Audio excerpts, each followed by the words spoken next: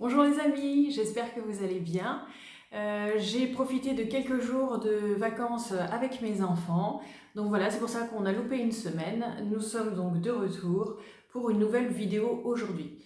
J'avais envie de vous parler en fait des différences de toiles. Alors, toile en coton, quel grammage, ou toile en lin, ou encore le support bois. Quelle est la différence? Comment ça se passe en réalité? On va donc voir ça tout de suite. Alors, je voudrais vous montrer la première toile. Donc ça, c'est une 20 par 50. Voilà. C'est une toile donc en coton qui fait 280 grammes par mètre carré.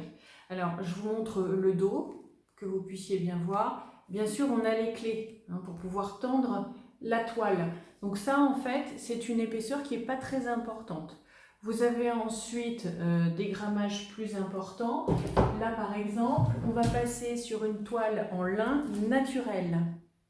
J'espère que vous voyez bien, parce qu'on a le reflet de la ring light. Alors, on a toujours, bien sûr, les clés. Et là, c'est du lin naturel. Vous verrez également que c'est clouté. Donc, c'est un châssis qui est plus haut de gamme. Et sur cet élément-là, nous sommes déjà sur du 310 grammes par mètre carré. Alors, il faut savoir que cette toile, elle est, en fait, il y a un gesso. Le gesso, c'est un après, donc, mais il est transparent. C'est ce qui permet, en fait, de pouvoir utiliser la toile tout de suite. Bien sûr, on peut remettre une peinture acrylique ou alors à nouveau un gesso. Ça peut être un gesso noir, un gesso blanc, peu importe. Ou alors une couleur acrylique qui va nous servir de fond. Donc voilà, ça c'est Phoenix, la marque pour du lin naturel. Et l'on a également ici, donc vous allez voir, c'est un peu plus grand en format.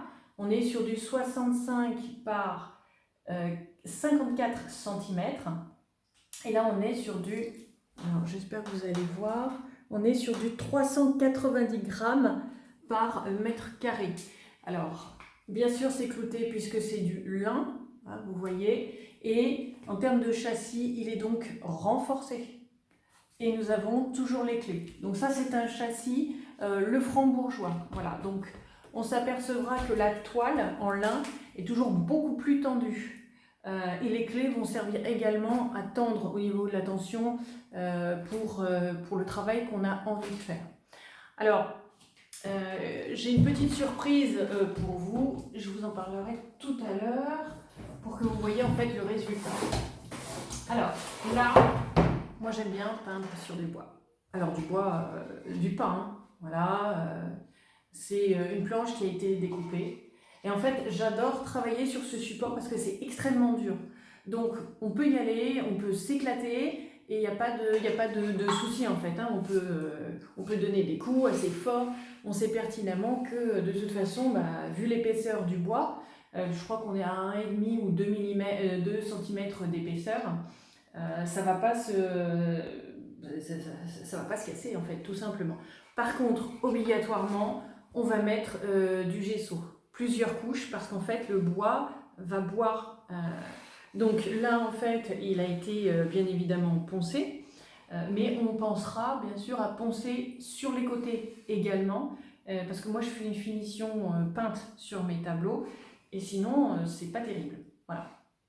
Donc, vous voyez, que ce soit d'un côté ou de l'autre, la toile, on va on va appliquer notre peinture acrylique comme on en a envie. Et donc, petite surprise, je vais vous montrer des exemples. Alors, là, vous voyez par exemple ici, c'est mon tableau Prime. Donc, vous voyez les couleurs, voilà. Vous pouvez le retrouver sur mon site internet coval-du6abstrait.com. Donc il est à la vente. Et donc on va pouvoir remarquer malgré tout qu'on garde les lignes du bois. Donc ça c'est quelque chose d'assez sympa parce qu'on a naturellement de la texture. Et on va pouvoir venir travailler en couches exactement comme si c'était une toile acrylique. Mais pour autant, c'est un support vraiment extrêmement dur.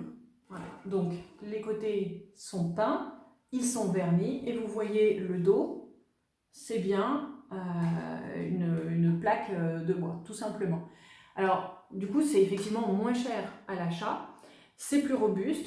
Par contre, effectivement, il faut prendre le temps de poncer et puis d'avoir envie de travailler sur ce type de matériau. Alors, pour terminer, ma petite surprise, je voulais vous présenter mon dernier tableau. Donc je suis très fière, voilà, je le trouve assez sympa. Je suis désolée, ça peut paraître présomptueux, mais voilà, je le dis quand j'aime. Il y a des fois où je peux dire que j'ai raté quelque chose, hein. Alors, voilà, je voulais vous montrer ma petite surprise. C'est le dernier. C'est en fait un tableau que j'ai fait en molding paste. Il est sur une toile coton, d'accord? Nous sommes sur du 310 grammes par mètre carré. Nous avons bien sûr les clés et c'est un 50 par 50. Voilà. Alors, techniquement, il a été fait à partir de molding paste. Alors, je voudrais vous montrer pour que vous voyez bien en fait les différences en fait de relief qu'on a, d'accord? Ça se travaille au couteau.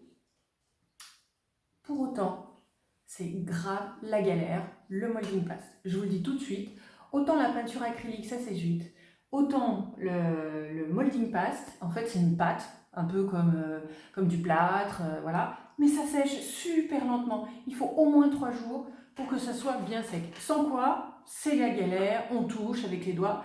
Je vous parle d'expérience. Donc il faut vraiment attendre. Et ensuite, vous passez donc vos différentes couleurs. Alors là, c'est un travail qui a été fait au couteau. Et celui-ci, vous allez le retrouver, il sera bientôt en vente. Voilà, donc c'était la petite exclue du moment.